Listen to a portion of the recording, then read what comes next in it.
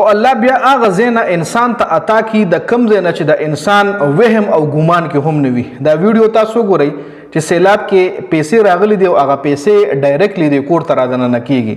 دغلته د اوبو یو موړ غونته جوړ دی چې هغه اوبه د کور راځنه کیږي او ځان سره هغه پیسې هم د کور ته راځنه نه کوي. نو په الله پاک باندې باور پکار ده. بهشک ډیر خلک دا سوي چې هغه په الله پاک باندې انسان نه غوښتنه کوي، لکه انسان دا لاس محتاج انسان ته لاس نسی.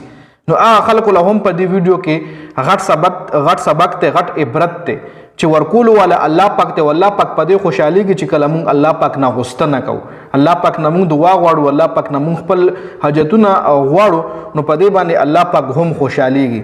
نو یو خپل ویډیو وا تاسو کته چې څنګه الله پاک دې کور له پیسې را دننه کې. نو الله پاک باندې توحید پکار دی، په الله پاک باندې باور پکار ده. بهشک الله پاک انسان ضرورتونه پوره کوي، بهشک الله پاک انسان ته رزق ورکوي، د رزق وعده الله پاک کړی دا. نو کله هم د یو بل انسان محتاجی مه کوئ، کله هم یو بل انسان ته لاس مو وړاندې کوئ.